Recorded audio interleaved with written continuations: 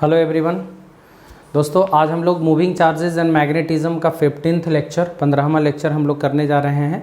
इससे पहले जो हमने लेक्चर किया था पब्लिक, उस लेक्चर में हम लोग देखिए क्या पढ़े थे। थोड़ा सा एक बार हम पीछे को रिकॉल करेंगे, पीछे वाला जो चीज़ पढ़ाए हैं उसको थोड़ा ध्यान देंगे पब्लिक कि ये दो करंट कैरिंग वायर है, पैरेलल वायर। ये एक वायर में करंट I1 फ्लो कर रहा है और दूसरे वायर में करंट I2 फ्लो कर रहा है। दोनों के बीच का सेपरेशन D दिया हुआ है, ठीक है। I1 I2 दोनों वायर में करंट है, दोनों के बीच का सेपरेशन आपका दिया हुआ है पब्लिक D, ठीक है। तो ध्यान दीजिएगा पब्लिक कि दोनों वायर में करंट I1 I2 है, दोनों के बीच का सेपरेशन D दिया हुआ, ठीक है। तो हम ये दोनों के बीच फोर्स बताए थे पब्लिक कि अगर दोनों वायर में सेम डायरेक्शन में अगर करंट फ्लो कर रहा होगा तो अट्रैक्शन का फोर्स लगेगा पब्लिक। और ये हमने बताया था कि फोर्स पर यूनिट लेंथ, चाहे इस वायर पे चाहे इस वायर पे, दोनों वायर पे पब्लिक, इस वायर पे यूनिट लेंथ में फोर्स कितना होगा तो वो formula μ0 I1 I2 upon 2πd के बराबर होगा। ये फोर्स का ये फॉर्मूला था पब्लिक कि फोर्स पर यूनिट लेंथ का जो वैल्यू होगा μ0 I1 I2 अपॉन 2πd के बराबर होगा। इस बात को ध्यान देना है।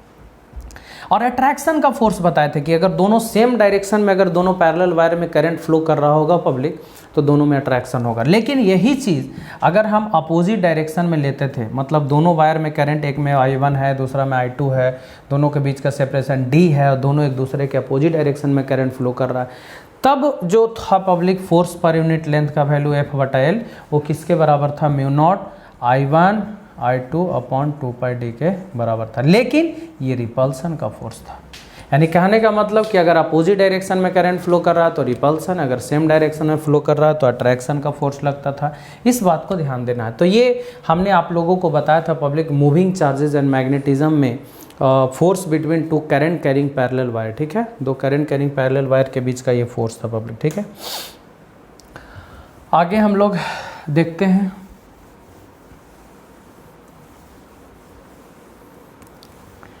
इसी में एक क्वेश्चन आता है बहुत ही इंपॉर्टेंट क्वेश्चन है कि by using force between two current carrying parallel wire, by using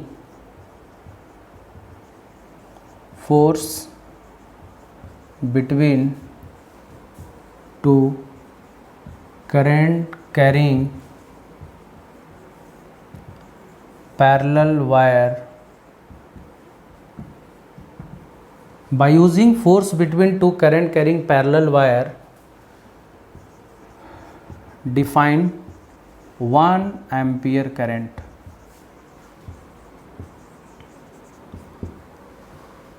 देखिए पब्लिक ये क्वेश्चन है आपका कि 1 एम्पियर करंट को डिफाइन करना है।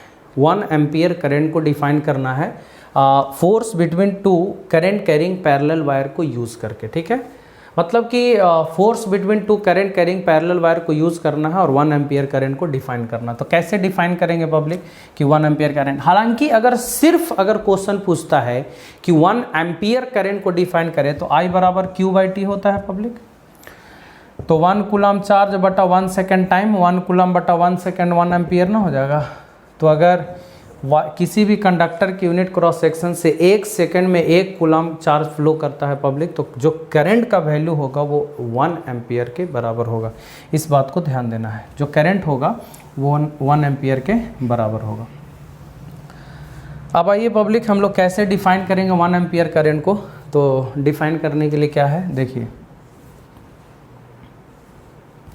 ये आपका हो गया 2 वायर और एक में करंट फ्लो कर रहा I1, दूसरा में करंट फ्लो कर रहा I2 और दोनों के बीच का सेपरेशन है पब्लिक D। तो आप बताइए कि फोर्स बिटवीन टू, ये दोनों के बीच जो यूनिट लेंथ में फोर्स होगा, यूनिट लेंथ में फोर्स कितना होगा? μ0 I1 I2 अपॉन 2πd के बराबर। μ0 I1 I2 अपॉन 2πd के बराबर फोर्स होगा पब्लिक। ये दोनों करंट कैरिंग पैरेलल वायर के बीच का फोर्स पर यूनिट लेंथ का value μ0 I1 I2 upon 2πd, okay. अब अगर ऐसा हम लोग करते हैं पब्लिक कि 1 एम्पियर करंट, माने I1 और I2 दोनों 1 एम्पियर करंट है, ठीक है। I1 I2 दोनों, और दोनों पैरेलल वायर के बीच का सेपरेशन पब्लिक हम लोग यूनिटी रखते हैं। यूनिटी कहने का मतलब कि 1 मीटर, ठीक है, 1 मीटर रखते हैं। तो आप देख लीजिए कि फोर्स पर यूनिट लेंथ का वैल्यू कितना होगा। फोर्स पर यूनिट लेंथ का वैल्यू कितना होगा, तो म्यू नॉट I1 का वैल्यू भी 1, I2 का वैल्यू भी 1 और डिवाइडेड बाय 2 पाई और डी का वैल्यू भी कितना हो गया 1। तो यहाँ से हो जाएगा पब्लिक म्यू नॉट बाई 2 पाई। आपको याद होगा पब्लिक कि म्यू नॉट का वैल्यू 4 पाई इंटू 10⁻⁻7 होता है और डिवाइडेड बाई हो गया 2 पाई। 2 पाई से 4 पाई 2 टाइम्स में कटेगा पब्लिक, यानी फोर्स पर यूनिट लेंथ किसी वायर पे, चाहे इस वायर पे चाहे इस वायर पे, यूनिट लेंथ में फोर्स इस वायर पे कितना लगेगा public, 2 into 10⁻⁻7 newton per metre. यानी कहने का मतलब ये हुआ कि अगर दो parallel current carrying parallel wire को यूनिटी सेपरेशन पर रखते हैं, मतलब 1 मीटर के सेपरेशन पर रखते हैं, तो दोनों के बीच जो फोर्स लगेगा पब्लिक, अगर यूनिट लेंथ में 2 into 10⁻⁻7 newton per metre force लगता है इस वायर के यूनिट लेंथ पर, तो समझ लीजिए कि करंट का वैल्यू कितना एम्पियर होगा, 1 एम्पियर होगा। एक बार फिर से इसको समझिए, हम समझाते हैं कि अगर ऐसा क्वेश्चन बोल रहा है कि दो करंट कैरिंग पैरेलल वायर को यूज करके 1 एम्पियर करंट को डिफाइन कीजिए, ठीक है। तो हम लोग कैसे डिफाइन करेंगे पब्लिक, तो डिफाइन करने के लिए हम लोग को करना क्या होगा कि हम फॉर्मूला लगाएं, फोर्स बिटवीन 2 पैरेलल वायर, इस तरह से लगाएं। तो यूनिट लेंथ में फोर्स का एक एग्जैक्ट वैल्यू आया पब्लिक, फोर्स पर unit length 2 into 10⁻⁻7 newton per metre. मतलब कहने का कि अगर दो parallel current carrying parallel wire है, दोनों के बीच को यूनिटी सेपरेशन पर रखते हैं, यूनिटी सेपरेशन कहने का मतलब कि डिस्टेंस का वैल्यू 1 मीटर, तब अगर फोर्स पर यूनिट लेंथ का exactly value 2 into 10⁻⁻7 newton per metre है, तो आप समझ लीजिए कि दोनों में जो करंट का वैल्यू होगा वो कितना एम्पियर होगा, 1 एम्पियर के बराबर होगा। तो ऐसे हम लोग डिफाइन करेंगे public, hence 1 ampere can be defined as, चाहे तो ऐसे लिख सकते हैं, if force between force per unit length, if force per unit length between two current carrying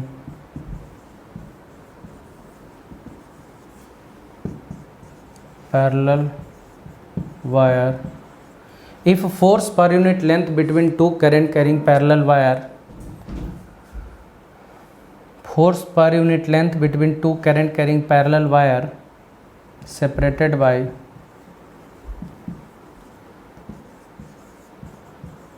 unit distance या यूनिटी मतलब यूनिट डिस्टेंस से सेपरेटेड हो, और अगर फोर्स पर unit length is exactly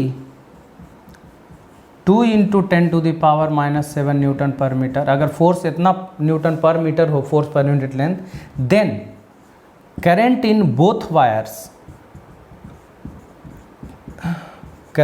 both wires is said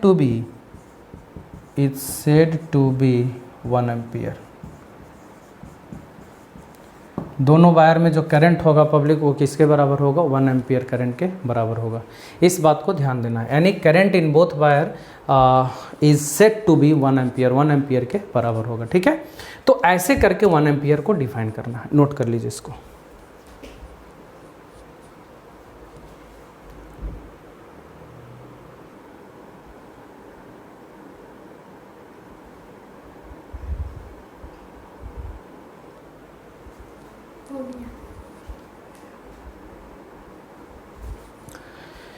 चलिए public, अब हम लोग नेक्स्ट टॉपिक की तरफ चलते हैं, इसको ध्यान रखिएगा। इस पे एक क्वेश्चन भी है एनसीईआरटी का, हम करेंगे, है ना, क्वेश्चन बाद में करेंगे। चलिए हम लोग देखते हैं, अभी असाइनमेंट है नहीं मेरे पास। चलिए देखिए पब्लिक, नेक्स्ट टॉपिक क्या है कि किसी भी अगर करंट कैरिंग कॉइल लूप, पहले क्या था कि अगर कोई चार्ज है, इसको मैग्नेटिक फील्ड बी में भी वेलोसिटी से थीटा एंगल पर फेंकते हैं, तो इस चार्ज पे मैग्नेटिक फोर्स लगता था पब्लिक, और मैग्नेटिक फोर्स का फॉर्मूला होता था क्यू भी क्रॉस बी के बराबर। याद कीजिए, चार्ज पर ये लगने वाला फोर्स है क्यू भी cross B. Current carrying wire है पब्लिक, इस करंट फ्लो कर रहा है, बी मैग्नेटिक फील्ड है, तो करंट कैरिंग वायर को बी मैग्नेटिक फील्ड में रखेंगे तो फोर्स कितना लगेगा, आई एल क्रॉस बी के बराबर। ये मैग्नेटिक फोर्स है public I L cross B के बराबर, है ना। ये करंट कैरिंग वायर पे है, ये चार्ज पे फोर्स लगा और ये करंट कैरिंग वायर पे फोर्स लगा। अब हम लोग को क्या करना है कि अगर कोई लूप है, करंट कैरिंग लूप है, सर्कुलर लूप हो सकता है, स्क्वायर फॉर्म में हो सकता है, रेक्टेंगुलर फॉर्म में हो सकता है, कैसा भी लूप होना चाहिए, और वो वायर है, लूप है, और उस करंट कैरिंग लूप को अगर हम लोग कॉइल को अगर हम लोग किसी मैग्नेटिक फील्ड में रखते हैं तो क्या होगा, फोर्स लगेगा, टॉर्क लगेगा, रोटेट करेगा, घूमेगा, क्या होगा, उन सारी बातों को हम लोग देखेंगे। यानी current carrying coil in magnetic field, topic का नाम वही होगा कि current carrying coil in magnetic field. देखिए public, current carrying coil in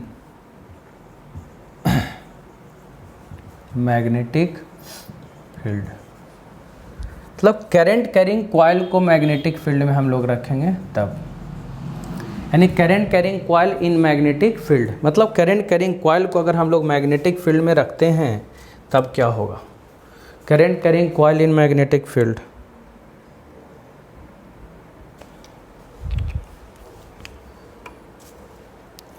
current carrying coil in magnetic field, magnetic field में करंट कैरिंग कॉइल को हम लोग कैसे रखेंगे, ठीक है। तो देखिए पब्लिक, बेसिकली कि करंट कैरिंग कॉइल को अगर हम लोग मैग्नेटिक फील्ड में रखते हैं, देखिए सबसे पहली बात मैं आप लोगों को बता दूं कि ये क्रॉस मैग्नेटिक फील्ड, मतलब समझ रहे हैं अंदर की तरफ मैग्नेटिक फील्ड है पब्लिक, ठीक है।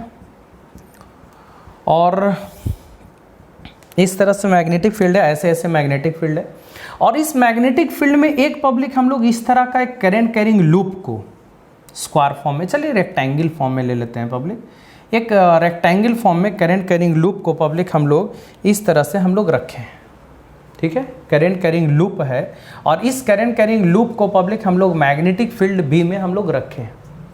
तो मैं आपको बता दूं कि करंट कैरिंग लूप को, ये करंट फ्लो कर रहा है, इसमें आई करंट ऐसे फ्लो कर रहा है, ऐसे ऊपर की तरफ, मैग्नेटिक फील्ड ऐसे है, ध्यान रखिएगा, मैग्नेटिक फील्ड अंदर की तरफ है क्रॉस, और ये करंट ऐसे फ्लो कर रहा है, ऐसे फ्लो कर रहा है, ऐसे फ्लो कर रहा है, और इधर के फ्लो कर रहा है, ये मतलब प्लेन में फिगर हो गया पब्लिक, और ये प्लेन के परपेंडिकुलर हो गया, ध्यान रखिएगा, ये प्लेन में है फिगर और ये प्लेन के परपेंडिकुलर है, मतलब मैग्नेटिक फील्ड ऐसे है, वायर करंट ऐसे फ्लो कर रहा है, ऐसे फ्लो कर रहा है, ऐसे ऐसे, इसका लेंथ L मान सकते हैं, ब्रेथ B मान लीजिए पब्लिक, लेंथ L है और ब्रेथ B है पब्लिक, है ना।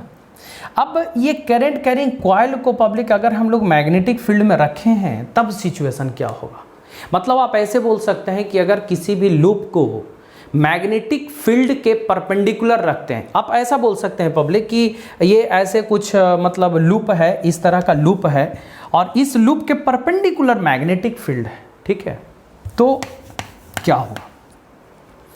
आइए पब्लिक, आप लोग को सबसे पहले हम डायरेक्शन का जिक्र करते हैं कि इसमें 4 वायर है, एक वायर जिसमें इधर करंट फ्लो करा, एक नीचे, एक इधर, एक इधर, और आप लोग को मैंने बताया है कि अगर किसी भी वायर में करंट फ्लो करता और वो वायर अगर मैग्नेटिक फील्ड में है तो उस पर फोर्स लगेगा, और फोर्स का डायरेक्शन भी बताया है राइट हैंड पाम रूल से, जिसमें थंब करंट का डायरेक्शन बताता था, 4 अंगुली मैग्नेटिक फील्ड के डायरेक्शन को बताता था, हथेली फोर्स के डायरेक्शन को बताता था। आइए पब्लिक, आप इस वायर पे देखिए कि फोर्स किधर लगेगा, तो अब देखिए करंट का डायरेक्शन इधर की तरफ है और मैग्नेटिक फील्ड अंदर है पब्लिक, क्रॉस मतलब अंदर, करंट इधर है, मैग्नेटिक फील्ड अंदर है, हथेली ऊपर जा रहा है, इसका मतलब कि ये जो वायर है इस वायर पे मैग्नेटिक फोर्स ऊपर की तरफ लगेगा, ठीक है। नीचे वाला वायर की बात करें पब्लिक, तो करंट का डायरेक्शन इधर है, मैग्नेटिक फील्ड अंदर है, करंट का डायरेक्शन इधर है, मैग्नेटिक फील्ड अंदर, हथेली नीचे जा रहा है ना, हथेली जब नीचे जा रहा है इसका मतलब कि फोर्स का डायरेक्शन भी किधर होगा, नीचे होगा, ये मैग्नेटिक फोर्स का डायरेक्शन था। आप देख सकते हैं ये मैग्नेटिक फोर्स का डायरेक्शन हो गया पब्लिक, एक ऊपर फोर्स और एक नीचे फोर्स।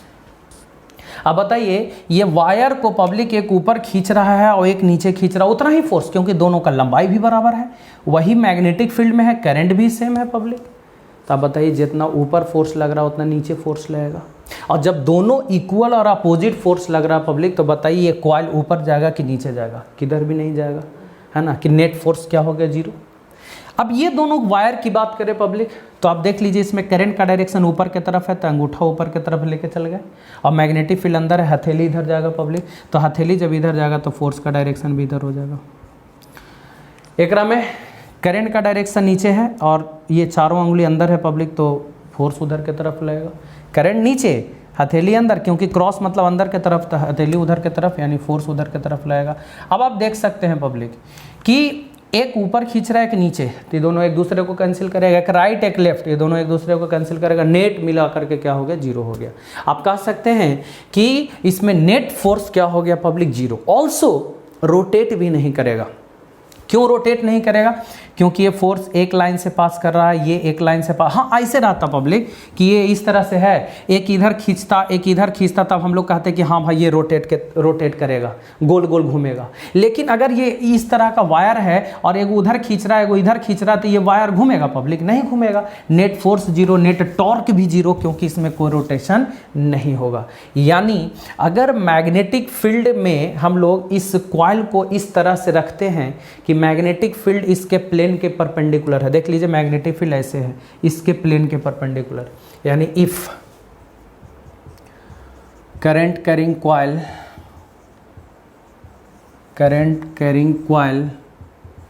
इज केप्ट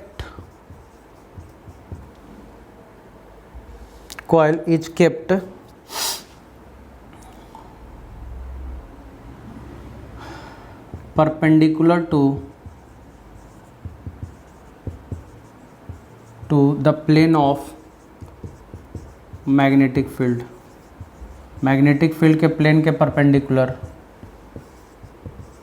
देन मतलब कहने का कि अगर करंट कैरिंग कॉइल को पब्लिक हम लोग करंट कैरिंग कॉइल को मैग्नेटिक फील्ड के प्लेन के परपेंडिकुलर, तो मैग्नेटिक फील्ड इधर की तरफ है अंदर ऐसे, है ना, और कॉइल को आप ऐसे रखे हैं पब्लिक, मतलब ये इस तरह से हो गया, ये आपका कॉइल हो गया और मैग्नेटिक फील्ड इसके परपेंडिकुलर है, माने इसके प्लेन के परपेंडिकुलर मैग्नेटिक फील्ड है, तब current carrying coil is kept perpendicular to the plane of magnetic field, तब देन नेट फोर्स का वैल्यू भी क्या होगा पब्लिक, जीरो होगा, और नेट टॉर्क का वैल्यू भी क्या होगा, जीरो होगा। यानी क्यों नेट टॉर्क होगा जीरो पब्लिक, बिकॉज ये फोर्स इसके लाइन में, ये फोर्स इसके लाइन में सेम लाइन से पास कर रहा है, तो net torque zero, net torque zero, hence the coil will not rotate, coil rotate नहीं होगा पब्लिक, है ना। लेकिन अब क्या कर रहे हैं, इसी कॉइल को पब्लिक मैग्नेटिक फील्ड में थोड़ा सा हम लोग टिल्ट करके रखेंगे, टिल्ट में थोड़ा सा रोटेट करके रखेंगे, तब क्या होगा कि ये घूमेगा कि नहीं घूमेगा वो हम लोग देखते हैं। पहले इसको नोट कर लीजिए public.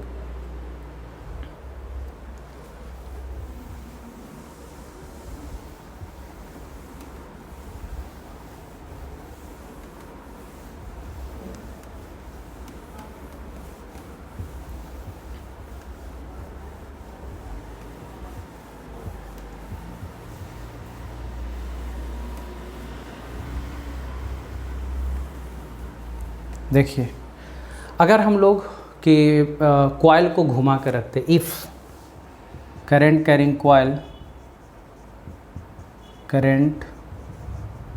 Coil is kept at an angle theta in magnetic field, देखिए पब्लिक अगर मैग्नेटिक फील्ड में हम लोग कॉइल को थीटा रोटेट करा करके रखते हैं, देख लीजिए ऐसे करके कुछ है, थोड़ा सा हम बड़ा फिगर बनाते हैं पब्लिक ताकि क्लियर पता चले आपको। ये देख सकते हैं आपका, ये हो गया आपका करंट कैरिंग कॉइल, ये करंट कैरिंग लूप हो गया, इसमें करंट आई फ्लो कर रहा है, करंट आई फ्लो कर रहा है, करंट आई फ्लो कर रहा है और करंट आई फ्लो कर रहा है, ठीक है। और ये क्रॉस मैग्नेटिक फील्ड है, क्रॉस मैग्नेटिक फील्ड है पब्लिक, मतलब अंदर के तरफ मैग्नेटिक फील्ड है, अंदर के तरफ मैग्नेटिक फील्ड है, ठीक है। अब क्या है पब्लिक कि करंट कैरिंग कॉइल को हम लोग मैग्नेटिक फील्ड में रख दिए, लेकिन अब थोड़ा सा टिल्ड करके रखे, माने ऐसे प्लेन में नहीं रखे, लेकिन अब थोड़ा सा घुमा के रख दिए पब्लिक। तब क्या होगा, तब जरा सा आप देखते हैं हम लोग कि अब चाहे तो इसको ले सकते हैं, चाहे तो ये वाला, यही वाला वायर को हम लोग लेते हैं पब्लिक। क्या करना है ना पब्लिक, ध्यान रखिएगा, इसका लंबाई L दिया हुआ है आपका, ठीक है, थोड़ा सा आपको बस ध्यान रखना पड़ेगा। और इसका लंबाई B, मतलब ब्रेथ हो गया, ये चौड़ाई हो गया, है ना, ये आप इधर कर दीजिए पब्लिक। क्रॉस मैग्नेटिक फील्ड है, ये हो गया आपका B, ये ब्रेथ हो गया, ये लेंथ हो गया। अब इस वायर पे फोर्स या तो ये दोनों वायर पर ले सकते हैं पब्लिक, या तो ये दोनों वायर पर ले सकते हैं। देखिए ना, फोर्स हम दिखला रहे हैं, करंट के डायरेक्शन इधर है और मैग्नेटिक फील्ड अंदर, फोर्स उधर की तरफ लगेगा। राइट हैंड पाम रूल लगाइए, तो करंट के डायरेक्शन में अंगूठा को और हथेली अंदर, आप देख लीजिए पब्लिक, करंट इधर, हथेली, ये चारों उंगली उधर, हथेली उधर की तरफ जा रहा है, मतलब इस वायर पे जो फोर्स लगेगा पब्लिक वो उधर की तरफ लगेगा, है ना, इसके परपेंडिकुलर इधर के तरफ लगेगा, ध्यान रखिएगा, ठीक है। तो ऐसे आप कह सकते हैं, ये प्लेन में है तो इधर परपेंडिकुलर लगेगा पब्लिक। तो जो मैग्नेटिक फोर्स होगा इस वायर पे, करंट कैरिंग वायर पे कितना फोर्स लगता है, तो फोर्स का फॉर्मूला आप लोग को याद होगा, ILB sin थीटा होता है, ठीक है। तो करंट तो पब्लिक I है, लेंथ इसका कितना होगा, B के बराबर, है ना, तो IBLB साइन थीटा, थीटा के जगह पर कितना होगा पब्लिक, 90 डिग्री। क्यों ना, क्योंकि मैग्नेटिक फील्ड इसके परपेंडिकुलर है, अंदर की तरफ है, तो मैग्नेटिक फील्ड थीटा का वैल्यू 90 डिग्री। फिर इस वायर की बात करें पब्लिक, तो करंट इधर, मैग्नेटिक फील्ड अंदर, फोर्स इधर, यानी इस वायर पे फोर्स इधर की तरफ लगेगा, और कितना लगेगा पब्लिक, तो फॉर्मूला होता है ILB साइन थीटा। तो करंट कितना है I, लेंथ इसका B के बराबर, B साइन थीटा के जगह पर कितना डिग्री, 90 डिग्री, क्योंकि मैग्नेटिक फील्ड अंदर की तरफ है। अब आप देख लीजिए पब्लिक कि एक फोर्स उधर लग रहा है, एक फोर्स इधर लग रहा है, बताइए तो दोनों सेम लाइन से पास कर रहा है क्या? एक वो फोर्स इस लाइन से पास कर रहा है पब्लिक, एक वो फोर्स इस लाइन से पास कर रहा है, तो सेम लाइन से तो नहीं है। और जब दो फोर्स अगर सेम लाइन से पास नहीं कर रहा हो तो क्या होगा पब्लिक, उस केस में घूमेगा, रोटेट करेगा, यानी ये जो माने इस तरह का जो कॉइल है वो रोटेट करेगा, क्योंकि दोनों सेम लाइन से फोर्स पास नहीं कर रहा है। तो from figure it is clear that, from figure it is clear that, figure से क्लियर है कि क्या पब्लिक, कि both forces are not passing through same line. दोनों फोर्स सेम लाइन से पास नहीं कर रहा है, दोनों फोर्स पब्लिक सेम लाइन से पास नहीं कर रहा है, hence the coil will rotate. और पब्लिक जब कॉइल, अब ऐसे सोचिए ना, सिंपल सोचने वाला कि कॉइल है, वो इधर खींच रहा है, वो इधर खींच रहा है, तो ऑब्वियसली कॉइल रोटेट करेगा पब्लिक। जब ये कॉइल रोटेट करेगा तो रोटेशन के केस में क्या लगता है, टॉर्क लगता है। तो इस केस में आपको क्या लगेगा, टॉर्क। और मैं बता दूं कि टॉर्क का फॉर्मूला होता है फोर्स गुने परपेंडिकुलर, ये परपेंडिकुलर है, डिस्टेंस, ठीक है। तो टॉर्क बराबर फोर्स के जगह पर कितना हो गया पब्लिक, देख लीजिए, IB कैपिटल B साइन 90, और परपेंडिकुलर डिस्टेंस देखिए कौन होगा, एक ये लाइन है, एक ये लाइन है, तो परपेंडिकुलर डिस्टेंस पब्लिक ये वाला होगा, यहाँ से यहाँ ये वाला। तो आप देखिए अगर इस यहाँ से यहाँ मिलाइएगा पब्लिक, तो इसका लंबाई किसके बराबर हो गया, L के बराबर। और कितना एंगल, ये एंगल को हम लोग मान लेते हैं थीटा। तो अगर ये L है, आप इधर थोड़ा सा कर लीजिए कैलकुलेशन पब्लिक, ये L है, ये एंगल थीटा है, तो परपेंडिकुलर डिस्टेंस ये वाला होगा, ये हम लोग को निकालना है, ये हम लोग को निकालना है D। तो आप बताइए पब्लिक कि साइन थीटा बराबर क्या फॉर्मूला होगा, D/L होगा कि नहीं। इस ट्रायंगल की अगर हम लोग बात करें तो साइन थीटा बराबर P/H, यानी D बटा कितना L, तो D बराबर कितना हो जाएगा, L साइन थीटा। यानी कहने का मतलब कि जो परपेंडिकुलर डिस्टेंस आया पब्लिक वो L साइन थीटा के बराबर आया। तो perpendicular distance L sine theta. आप क्या करेंगे, यहाँ से देख लीजिए, टॉर्क जो घूमेगा पब्लिक, तो घूमेगा तो टॉर्क कितना लगेगा, तो देखिए कितना लगेगा,